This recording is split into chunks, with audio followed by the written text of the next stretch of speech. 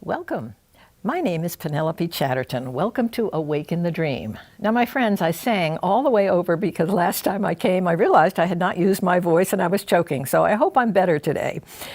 I'm going to talk about a lecture Joel Goldsmith did on a CD that Diane Doheny sent me called God Revealing Himself on Earth. It's a mind blower for me because of the language and the way he simplifies what mysticism is and what our assignment is. Before I go on, thanks Tim Riley for his reliable showing up. We've been doing this a while and he seems to know exactly what to do. Ellen Curran Moori, who is my web designer, fabulous. And Diane Doheny is a writer extraordinary who just loves the infinite way and just sends me all kinds of wonderful information. So to everyone I give thanks. And I want to just remember my two cousins that died last month, 10 hours within each other, Marilyn and Faith, who bear the Chatterton family, and they were beautiful friends. They committed themselves to public life. They changed many a life, and when I went to the service, I could not get over how they served mankind. So Faith Miller Pace and Marilyn Morin Miller, thank you for your lives and for all you did for me. I am a grateful lady and proud of you both. Let's get on with God revealing Himself on earth. Joel is very blunt in this, and I'm hearing his voice all through my home, and it's making me laugh. I think I'm going to start sounding like him. He's very passionate. He's talking about mystics and the struggle that they have sharing. And boy, did that help me, because between Buddha, 500 BC, he had an enlightened experience. How many heard that? A couple. There's no information on that. Moses, this shepherd who was able to take the Hebrew race right out from under the Pharaoh and take them to the promised land. Now, that was because his information on being a mystic was documented completely for all of us. What an amazing experience. He was mighty in the word and he was doing miracles. Then we have Elijah, we have Jesus, we have Isaiah, we have Moses, we have all these mystics who have only been able to get through to a couple. And I thought, oh, no wonder it's hard for people to understand the infinite way, Mary Baker Eddy, all of the mystical writings. And so it's helped me to be patient because we can understand what's going on. Yes, Joel says 80% of the world's problems actually don't come to folks that know who they are as mystics and who have the guidance of the I within. They have re-identified themselves. They know I is God, I is within me, I and my Father are one. Now, as long with maybe not having 80% of the world's problems, I must bring up that there are initiations. And I had one that was brutal when I was in my 20s. And so with that, I had a cruel, very suffering, upsetting experience, totally unexpected, which initiations can be about. And I didn't realize that at the time, it was all part of what I do here. It woke me up again from my experience of a very early teen experience when God just broke through and said, here I am, and there we are, and we're working together. That's key to God revealing Himself on earth. Now, God revealing Himself on earth has everything to do with God does the work. Human nature, Joel is brutal. Human nature, which loves the ego, which loves the parking space, which loves the money, which loves the fame, is like, Joel says, an animal or a beast. So he really is blunt, and I'm thinking, well, human nature, and even good human nature, if it's not coming from within, from God, it's still not what God is about. God is working through us. And if you think for 1 minute a human being can go to God, this is interesting.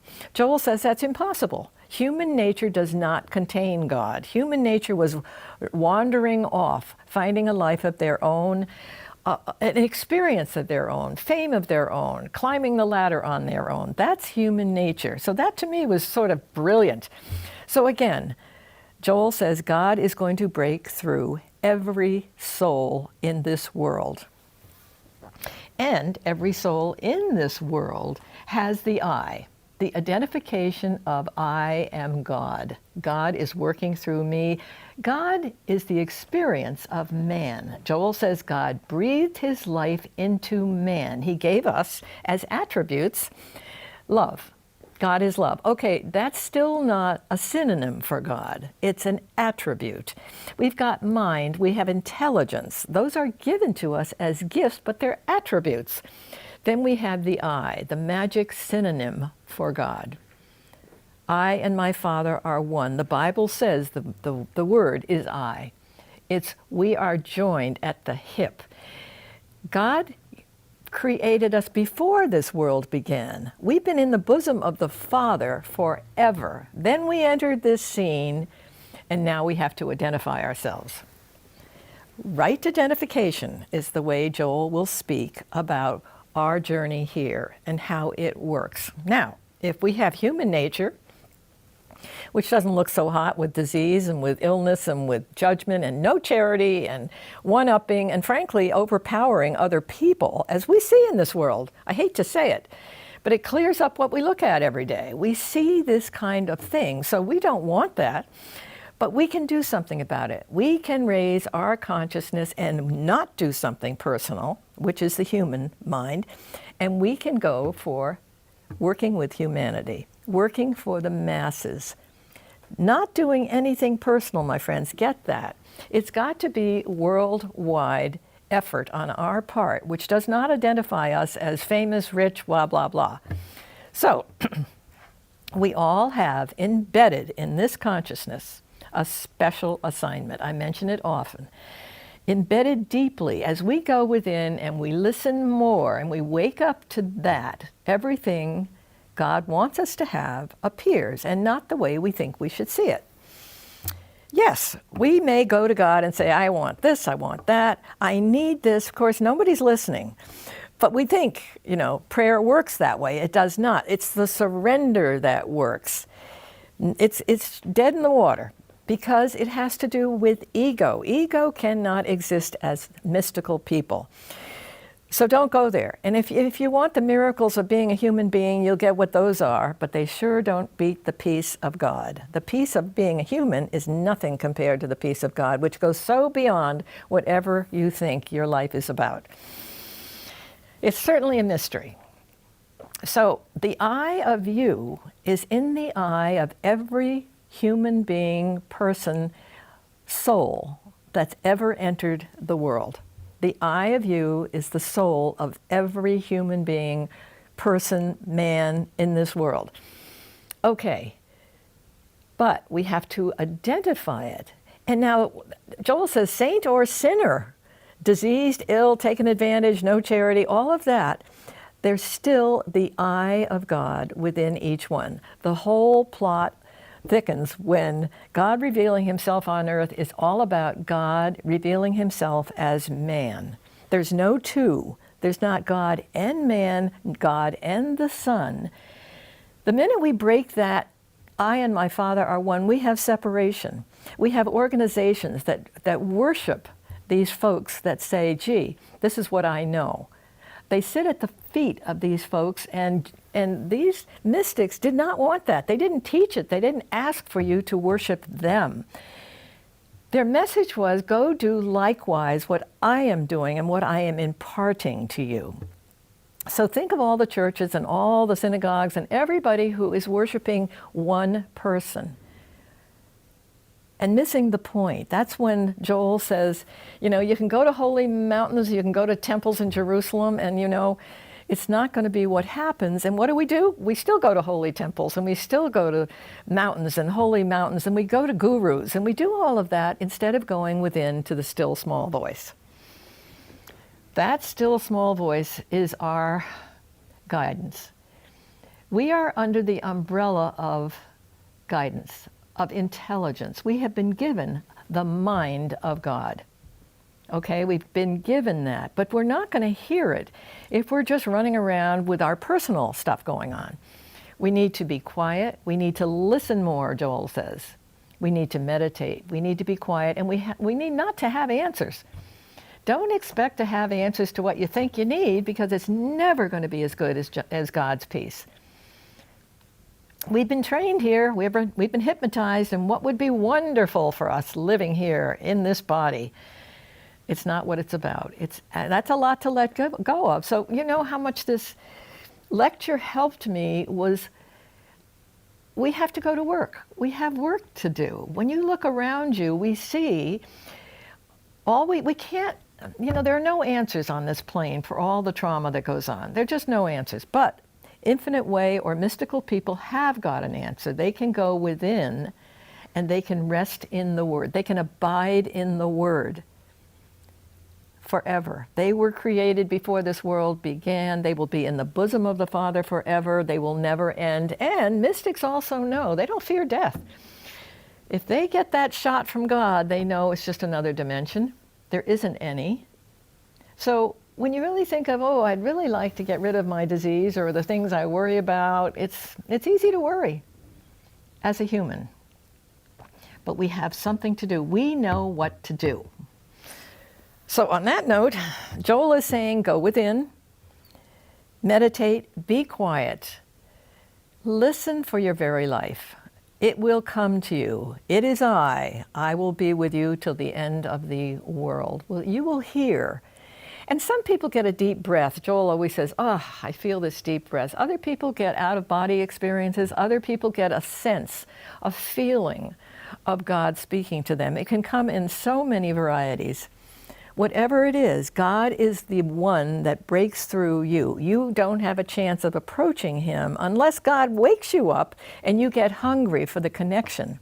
The connection is a spiritual one. We got to remember that. And spirit and truth is God.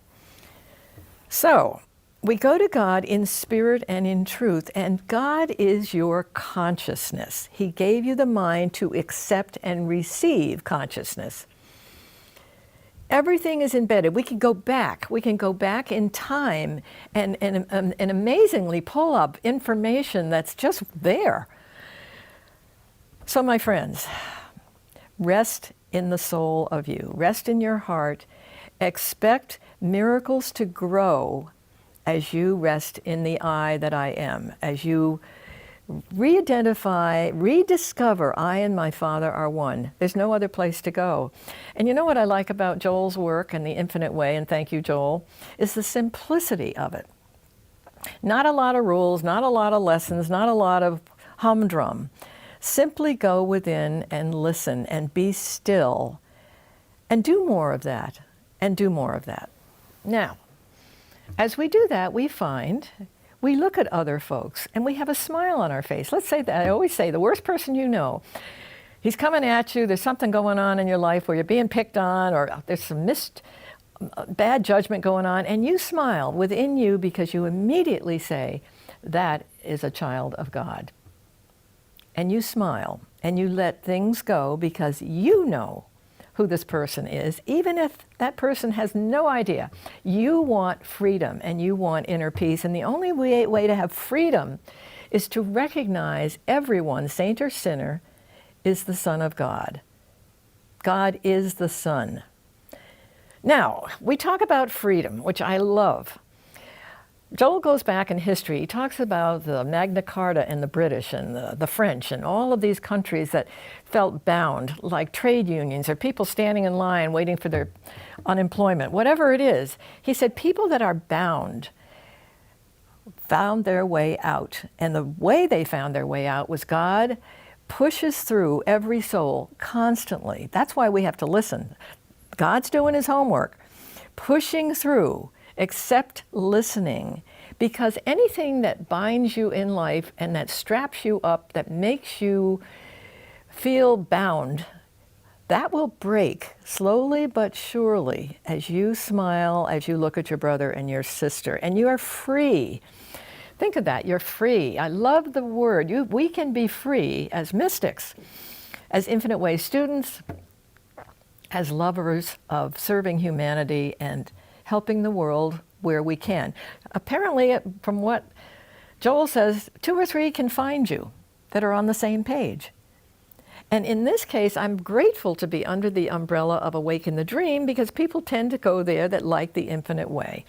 And so that's a free place. That's a place you can go where you can share with like minds, because you're not in trouble with going to the unprepared mind and getting in hot water.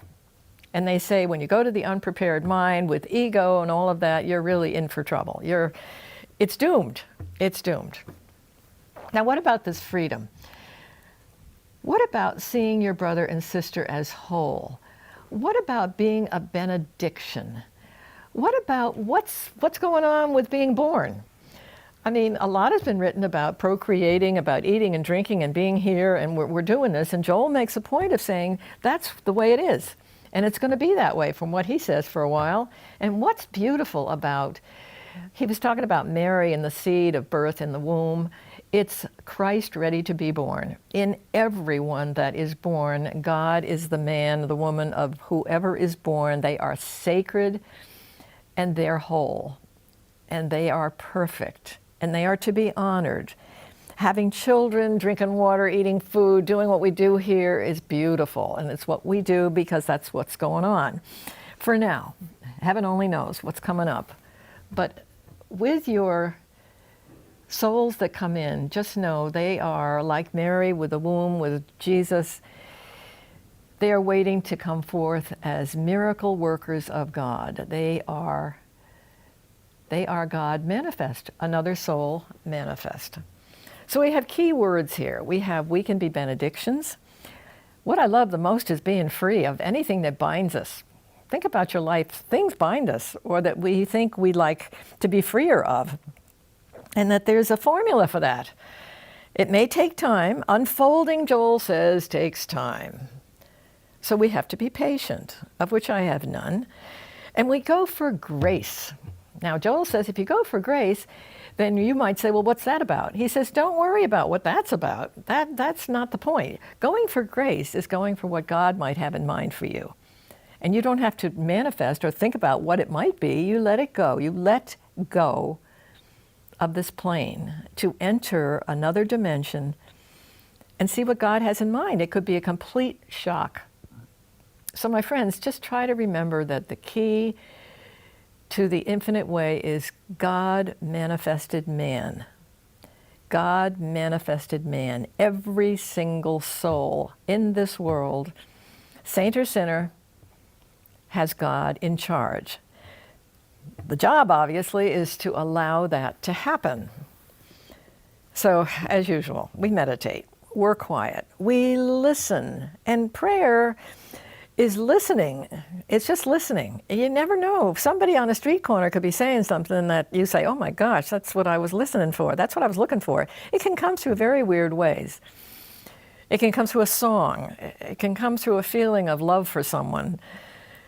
It's miracles grow within you as you appreciate what mystics throughout all mankind have been trying to tell us, and it comforted me that they could only hit a few. Even Jesus, Joel says, his disciples, there's nothing written there of what they understood.